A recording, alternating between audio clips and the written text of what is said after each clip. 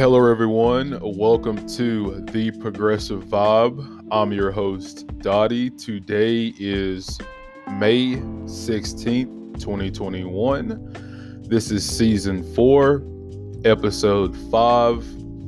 And the title of this episode, Unemployment Benefits Parallel to Average Wages. And in today's show, we're going to be discussing a Business Insider article about the gap between average benefits and wages in every U.S. state. I hope everyone has been doing well. We took last week off due to Mother's Day, so for all the mothers that's listening to the show, happy Mother's Day, and happy Mother's Day to my mom, and happy Mother's Day to my grandmother. They've both been extraordinary ladies in my life, and if it wasn't for them, I wouldn't be where I was today. So I have to obviously give the love and praise to my family, because they're a part of my life and they're important to my life. So again, happy Mother's Day to all the mothers out there. And thank you to the listeners who tune in to check out every new episode of the show. It's greatly appreciated. And thank you for sharing the show on social media. That's the most effective way to get our message out to the public. And it's also free. So it's a win-win on that.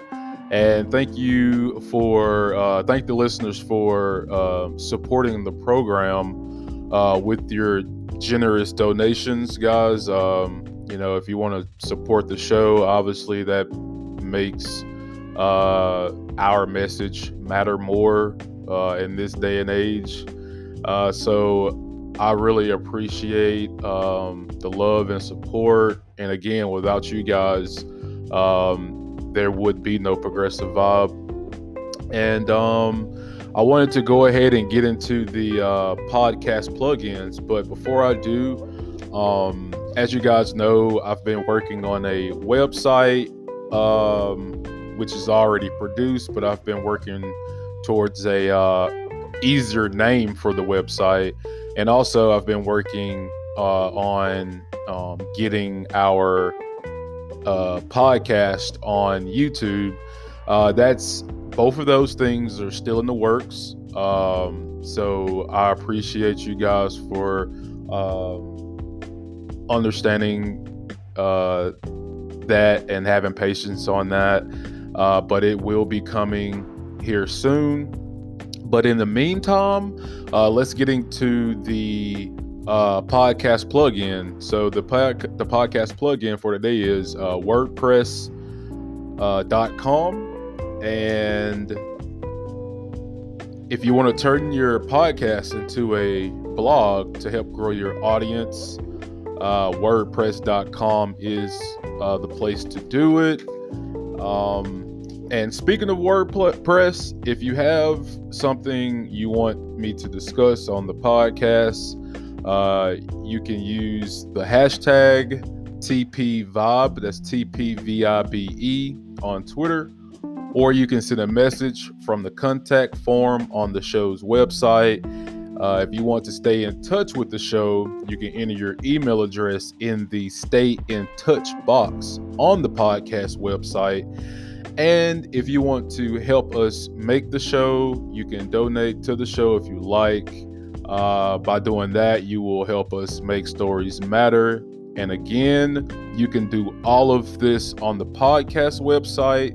The podcast website, The Progressive Vibe 184970366.wordpress.com.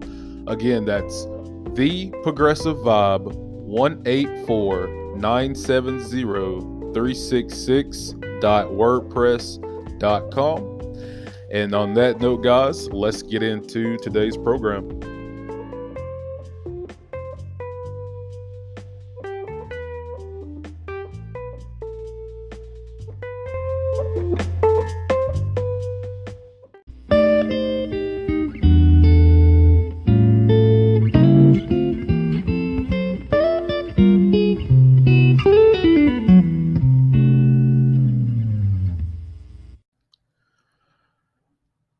Hey everyone, and welcome to the main show. So let's get right into this, shall we? I have an article that I wanted to share with you guys. It's from Business Insider, and the title reads, "Yes, you can earn more on unemployment instead of working. Here's the gap between average benefits and wages in every U.S. state." So before we read this article, I want to worry more about the second part of the title. Here's the gap between average benefits and wages in every U.S. state, more so than the first part, which reads, "Yes, you can earn more on unemployment instead of working," because I feel like uh, the title can be a bit deceiving. Um, I'm going to hold my analysis until the second half of the show. Um, so we're going to read this article, and I wanted to pose you guys some questions. And if you want to respond to those questions, as I said in the intro, you can do all of this on the website. I will give you guys the uh, website address at the end of the show, but I did mention it in the intro. You can do it that way, or you can just use the hashtag on Twitter and TPVibe, and respond that way because I'm truly interested in what you guys think. So let's get into this, shall we? Let's see. It goes to say, as some business owners claim the enhanced unemployment insurance is making it impossible to hire workers, an insider analysis reveals how benefits match up with average pay across every U.S. state using data from the U.S. Employment and Training Administration. We reviewed how unemployment benefits compared to wages as of the fourth quarter 2020, the most recent period for which figures are available. And they have a chart, guys, of the unemployment benefits relative to average wages. Obviously, you guys can't see the picture. So I will attach this article at the end of the show so you guys can check it out if you like. But it goes on to say, in all but 3 states, total average weekly state and federal benefits were lower than the average weekly wage. The exceptions are Montana, where UI benefit plus $300 supplement is 111.2% of average wage. Wyoming, where UI benefit plus $300 supplement is 103.4% of average wage. North Dakota, where UI benefit plus $300 supplement is 100.4% of average wage. In 6 additional states, the enhanced unemployment insurance adds up to 90% or more of the average weekly wage. These include Kansas, where UI benefit plus is 99.4% of average wage; Idaho, where UI benefit plus is 97.3% of average wage. Iowa, where UI Benefit Plus is 95.4% of average wage. Utah, where UI Benefit Plus is 94.9% of average wage. South Dakota, where UI Benefit Supplement is 93.9% of average wage. Oklahoma, where UI Benefit is 93.2% of average wage, and Hawaii, where UI Benefit Plus is 91.9% of average wage. However, in many states, enhanced unemployment insurance is not even close to average weekly wage. Some examples are California, where UI Benefit Plus is 53.6% of average wage. New York, where UI Benefit Plus is 54.9% of average wage, and Connecticut, where UI Benefit Plus is 59.6% of average wage. Average weekly wages do not take into account costs associated with employment, such as transportation and childcare, funds that someone would not need to spend if unemployed. It goes on to say, conversely, employment often comes with additional benefits such as healthcare and 401k plans, as well as the prospect of future career advancement. The $300 weekly federal boost to unemployment was part of the stimulus package that President Biden signed into law in March. Insider also analyzed how unemployment benefits compare to paychecks for minimum wage work. Goes on to read, in this analysis, the average unemployment benefit and $300 supplement exceed the weekly minimum wage in every U.S. state, as the federal minimum wage is $290 per week. However, that comparison comes with a major caveat.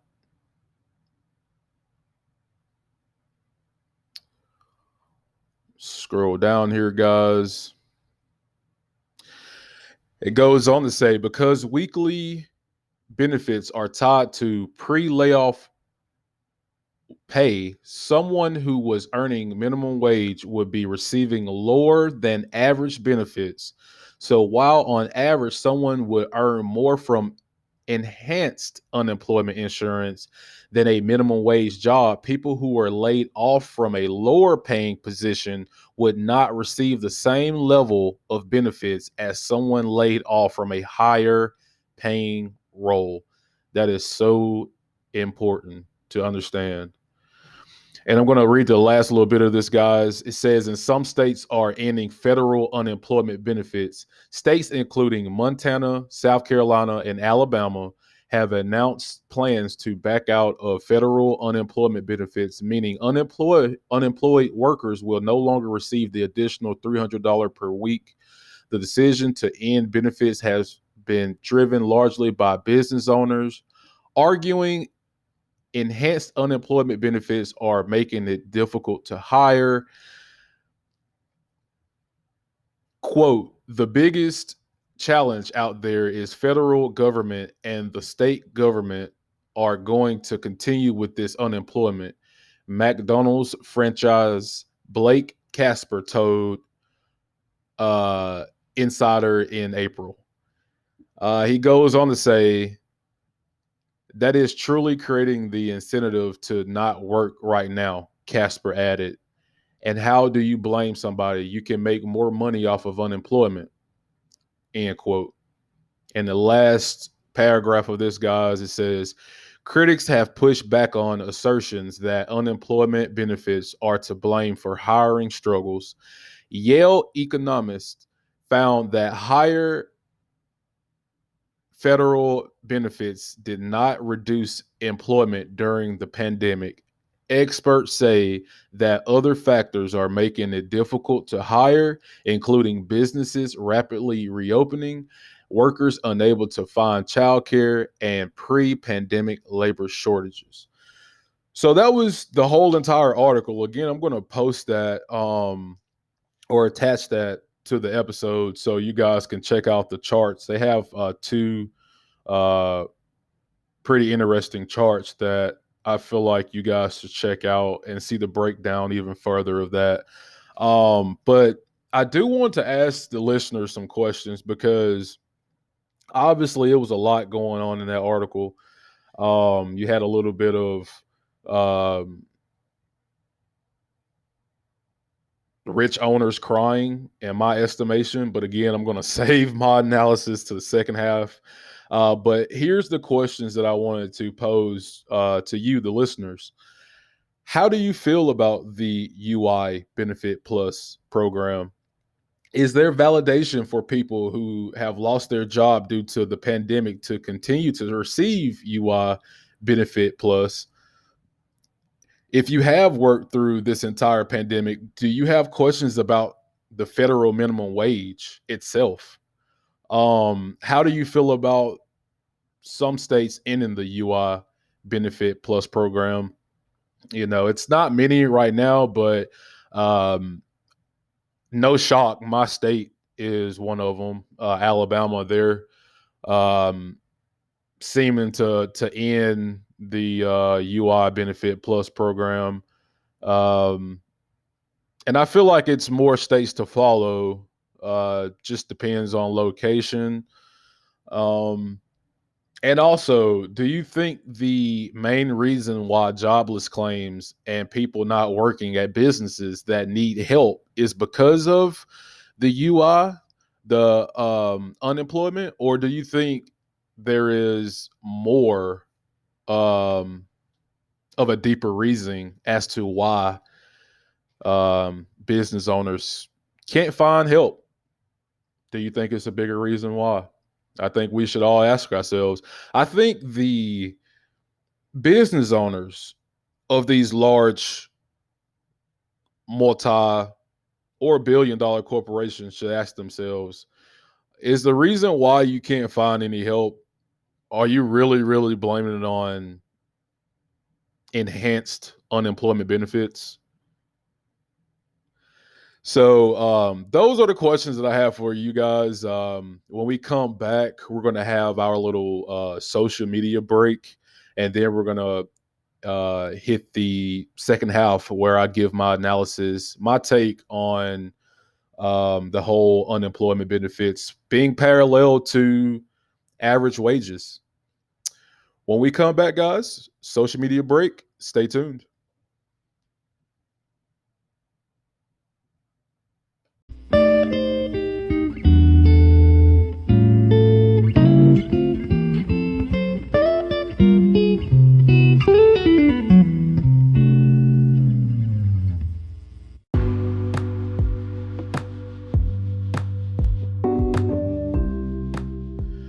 Hey guys, welcome to the social media break. Before we get into reading some social media posts off Twitter, I want to say, and I'm not fully educated enough to speak entirely on this subject. I have been reading and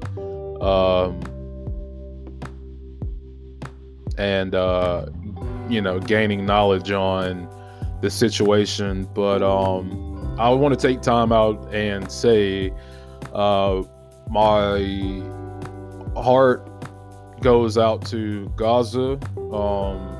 Everything that's happening with the Palestinians and the Israelis, the war that's going on, the killings, it's sad to see. And it's just a horrible thing, and kids and being killed, and families and stuff being torn apart, and it's just a sad situation, and it doesn't help that the United States aid military support to Israel, to,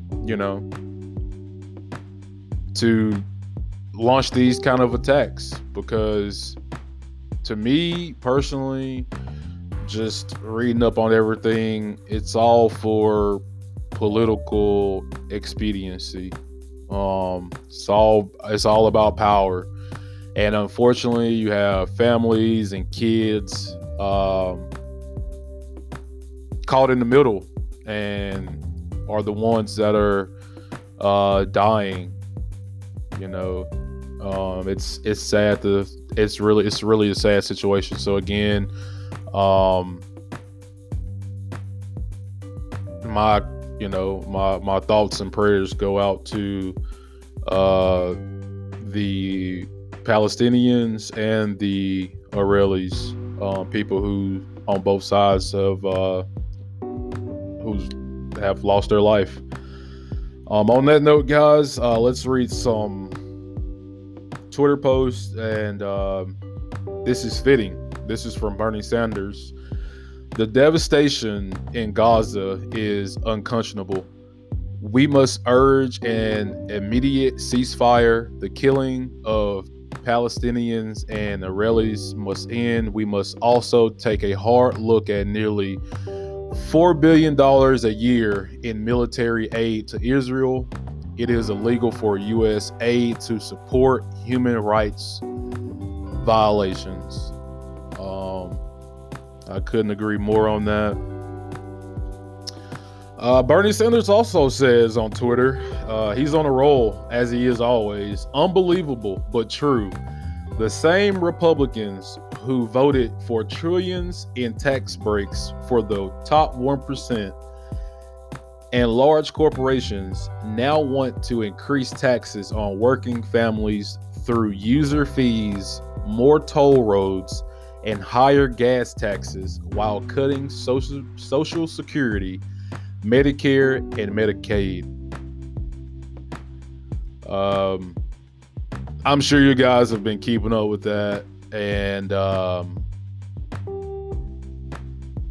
almost used that same analogy on in a lot of my previous episodes on how the Republican Party, they always seem, when it comes to like just helping everyday average people, whether it's putting money in their pocket or fixing the infrastructure or increasing voting rights in this country, is always an excuse of how it can't happen. But whenever it comes to those good old tax breaks for the top 1 to 5% in large, multi-million, billion-dollar corporations, it's always it's never an excuse when it comes to that. It's they always figure out a way to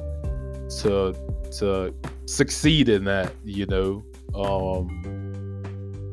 And Democrats, corporate Democrats, are to blame for it as well. I mean, it's really no one party issue. It's really a both party issue, because you have members of Congress are actively and openly corrupt politicians. Let's see. Let's read one more.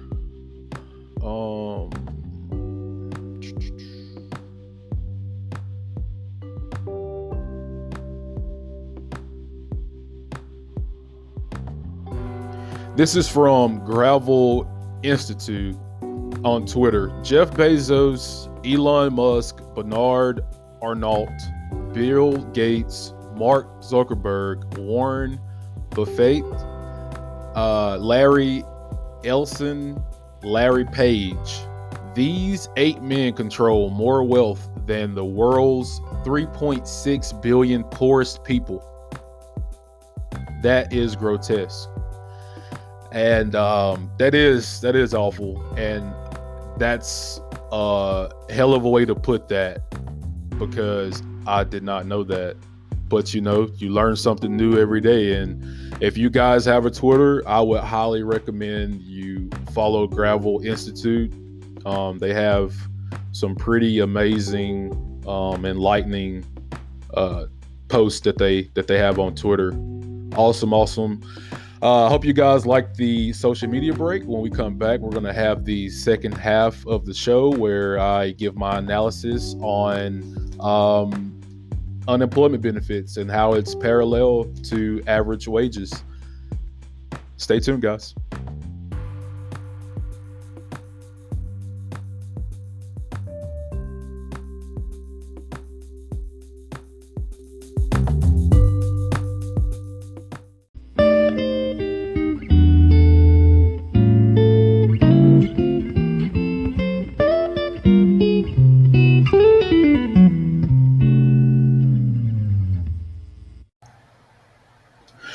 Hey guys, welcome back to the show. So let's break this down. I wanted to give you guys my analysis on, again, unemployment benefits and how it is parallel to average wages here in the US. So first things first, business owners out there that's saying an extra $300 per week in unemployment is making it harder to hire workers. And technically they're right, but obviously it's more deeper than that, because the federal minimum wage in the United States of America is $7.25 an hour. $7.25 an hour. So I just want to break this down for business owners out here. And I want to break this down for people who are honestly in their own way, because I hear so much that, well, people just don't want to work since they're, on unemployment, or these unemployment benefits, these enhanced benefits, is going to just make it where people don't want to work. And I just feel like the overall concept of that is false. And I feel it to be a little selfish. And I'm trying to keep my my language appropriate. But it's a damn shame of these of folks out here that's not understanding, it seems, that the federal minimum wage is $7.25 an hour. So I just want to put some facts out there to everybody. So the United States productivity gains in the recent decades should have translated into a minimum wage today of $24 an hour. And by 2025, it should be almost $30 an hour. So if you guys didn't know about the pandemic relief bill that was passed by the House, that had writing in the bill that was going to have steps to reach $15 minimum wage by the year 2025. But since then, as we all know, or if you've been keeping up with it, that legislation has been removed by the Senate, at least for now. So again, the current wage, the federal minimum wage, is $7.25. And it just seems like almost no Americans understand how low we've allowed our aspirations and value in ourselves to become. Um, w- why is it that we don't demand more from our jobs? Now, if you're in a situation where you're not a restaurant worker or you're not in retail or you don't have one of these average Joe paying jobs out here or doing this average Joe type of work. And again, I'm not trying to delude people's work because um that's just not what I'm trying to do. I've worked at a retail. I'm working in retail now. I have family members who work in retail. I have family members who do other average Joe jobs. Not saying that the work within that average Joe job is easy because it's not. It's not easy. Work is not easy. Work is work. And getting up every day, 5, 6, possibly 7 times out of the week, going to work, spending majority of your time not at your own home, but at somebody else's business. So the demand of asking for more pay or safer working conditions, things like that, it should already be a given, but it's not. It's not a given. And I feel like it's because, partially, it's because people who work on these jobs feel like, well, if you just work hard enough, then you will you will eventually get there. You know, whatever that means. And it's so demoralizing because if you've been making the same amount of money for years, and out of those years, you've probably got, if you've been working on your job for 10 years, 5, 10 years, and you only have gotten 50 cents, 75 cents, a dollar out of the years that you've put in with that company. And if you think that's okay, then I'm sorry. I just feel like it's something wrong with you because companies, employers know that if we don't have any employees, then we won't make any profit. And if we don't make any profit, then we won't have a company. And if we don't have a company, then we're not going to be making any money. So, this whole thing of people not using, and I mean everyday working people not using their power to negotiate higher wages is just ludicrous to me. And whether you're Democrat, Republican, Independent, if you work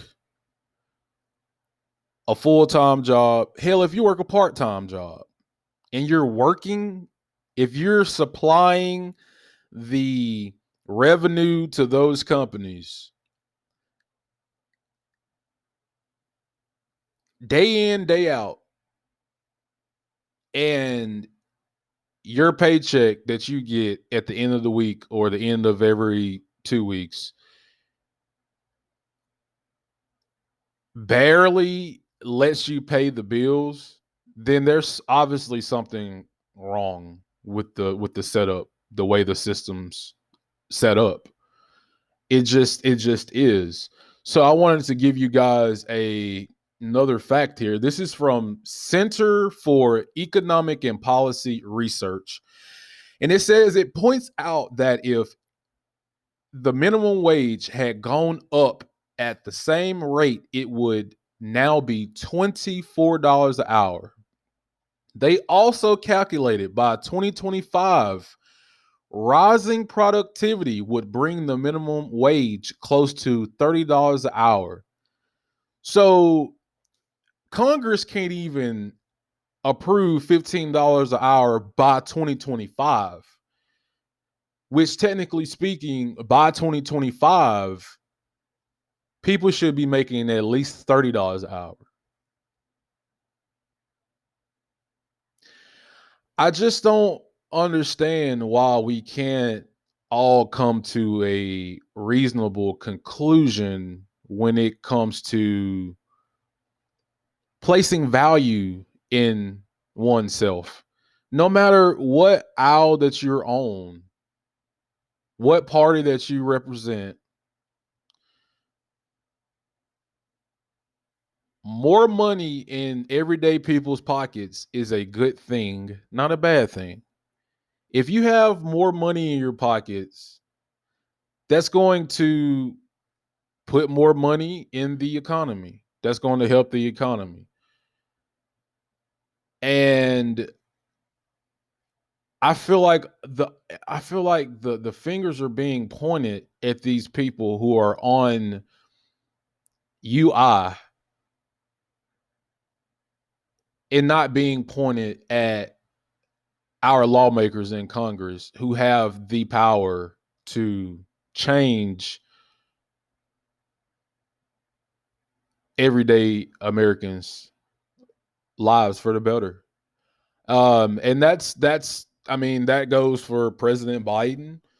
I mean, that goes for the Democrats, that goes for the Republicans. Um, your Congress people in your state have the power to speak up on these issues, but it just seems like they target not all, but it's seeming to go down that way. I mean, you have states that are about to stop doing the enhanced unemployment because, again, they feel like it's not going to be sufficient to the business owners' interests. It's never about the everyday Americans' interest. It's always about rich people's interest and about large corporation interest. And if it's affecting their bottom line, um, instead of them doing the obvious, which is supporting to increase the minimum wage, because again, these large corporations, these Congress people, they're being funded by these large corporations. It's their donors, and they're not going to go as far as their donors let them go. And so that's why it's upon the everyday worker to speak up on the issues. That's why I support unions. That's why everyday people should support unions, no matter if you're Democrat, Republican, or whatever. Unionizing at your workplace is not a bad thing. It's a good thing. But having that cohesion, that everybody at that workplace, that specific workplace that they're at, to have that cohesion, to have that unity, it's harder than what it looks like. It really, really is. Because even though people know that they're being undervalued at their job, something's going to make them not want to better their own lives for whatever reason. And it's a shame. It's really, really a shame. I mean, if I'm not mistaken, since 1950, the hourly minimum wage has almost never been at its lowest point as it is today. Since 1950. We're in 2021, guys.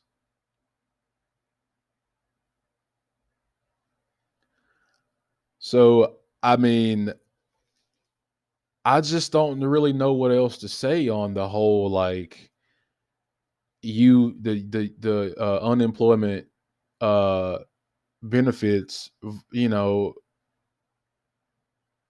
being parallel to the average wages, because again, um as I read it in the article, it says in 3 states the average unemployment benefit plus the in 3 states the average unemployment benefit plus the $300 supplement exceeds average weekly wages. That's in 3 states, guys. So this whole notion of, well, people are not gonna want to come to work and blah blah blah, like in 3 states, it's the unemployment benefits is higher than weekly wages in only 3 states.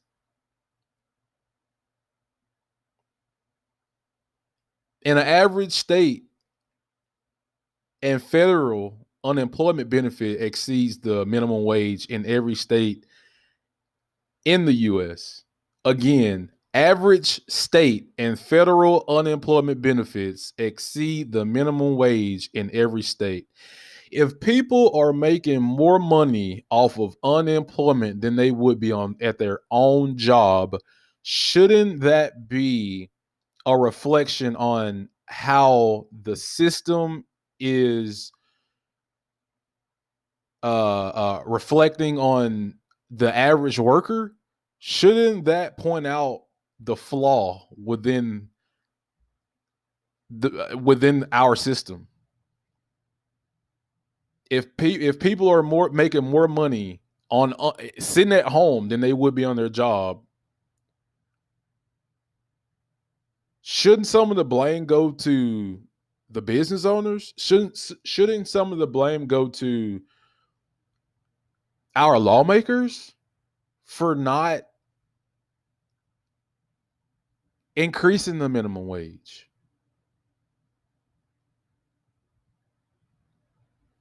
Again, if we would have kept up with inflation, everyone who would be working at your local food mart or your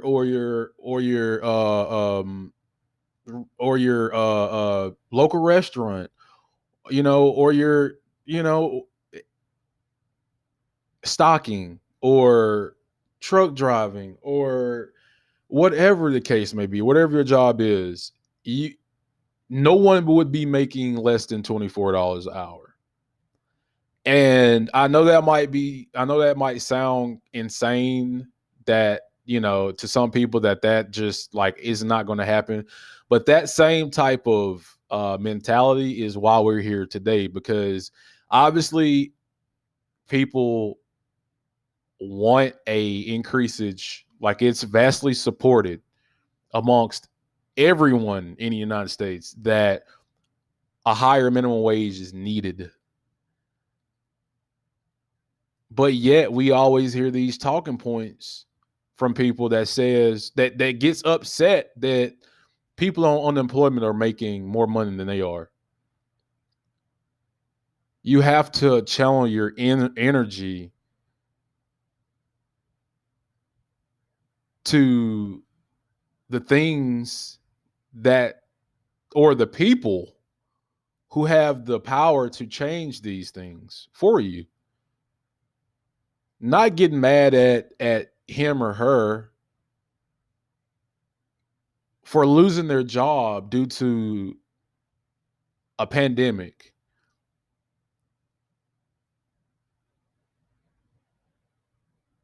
I just you know, every time somebody tells me that, I just want to say, you know, why do you, like, who cares? Why aren't you focused on yourself? Honestly, why aren't you focused on you're upset that you're busting your ass at your job all day every day and have little to show for it. You're really going to blame that on people who are making who are making more money off of, quote unquote, making more money off of unemployment than they would be on their job. And like the business owner said from McDonald's, um, if I was making more money off of unemployment, I wouldn't want to come back to work either. Okay, well, there's your answer then. There's your answer. So what's the way to fix that? It's by increasing the federal minimum wage to a living wage. It's not that hard, and they know that it's not that hard. But greed carries the day in a lot of these uh uh business owners. Greed carries the way with a lot of these Congress people who say that they want more for the average American person, but they just use them as props because they know that they're in pocket with their donors, and they can only go as far as their donors will let them go into negotiating these things. That's why it's a comment for us to stick together, Democrat or Republican or independent, whatever you are, and know that, hey, if I'm an American citizen, if I'm a taxpayer, I have a right, I have a say so to how much money I should be making the hour. And I just want to leave you guys with that. So that's my analysis on it. I think that unemployment benefits are parallel to average wages because I feel like the average wage is below the level that it should be. Obviously, it should be $24 an hour.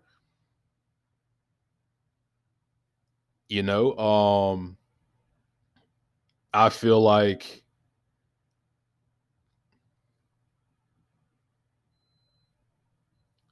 I was trying to pull this up really quick, guys, before we end the show.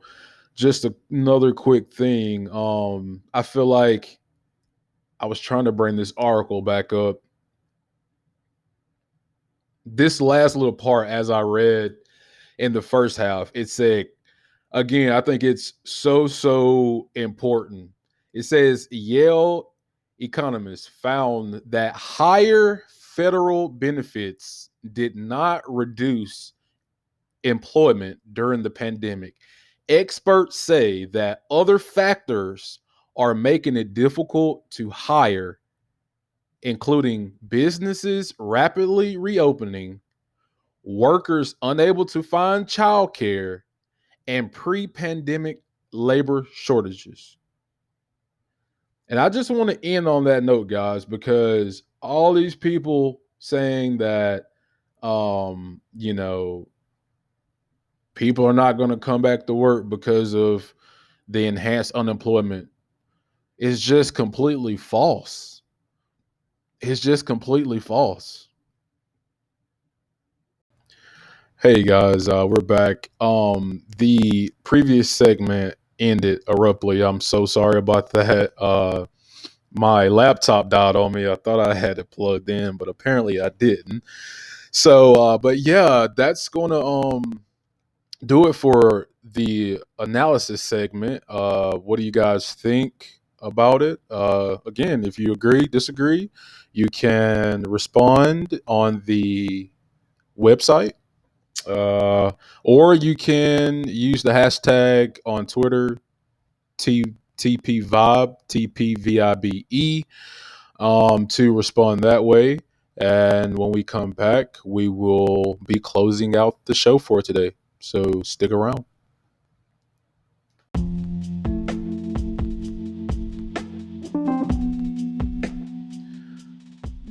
Hey everyone, welcome back to the program. That's going to wrap it up for today's show. I hope everyone enjoyed today's episode. I had a blast, as I do always. Thank you to the listeners for Continuing to tune in every week. Again, that means the world to me, guys. Thanks for all of the support that is, whether it's sharing it on social media. Again, that's the most effective way to get our message out, and it's free. And I want to also thank the listeners who have made generous donations to the show. Again, all of this help make the stories matter, and it is greatly appreciated, guys. YouTube, our YouTube channel is, again, it's a work in progress. It is still in production, but hopefully it will be coming to the listeners who do a lot of their listening content or viewing content on YouTube. Hopefully that's going to be coming up sooner rather than later. And also the website, that's still a work in progress. I'm already aware that the website address is super long, and it's super annoying, but have patience with me, guys. The YouTube channel is coming soon, and a new website domain is coming soon. But until then, if you have something you want me to discuss on the podcast, you can use the hashtag TPVibe, TPVIBE on Twitter, or you can send a message from the contact form on the show's website. The show's website, theprogressivevibe1849703666.wordpress.com. If you want to stay in touch with the program, you can enter your email address in the Stay in Touch box on the podcast website to get every new episode delivered straight to your inbox.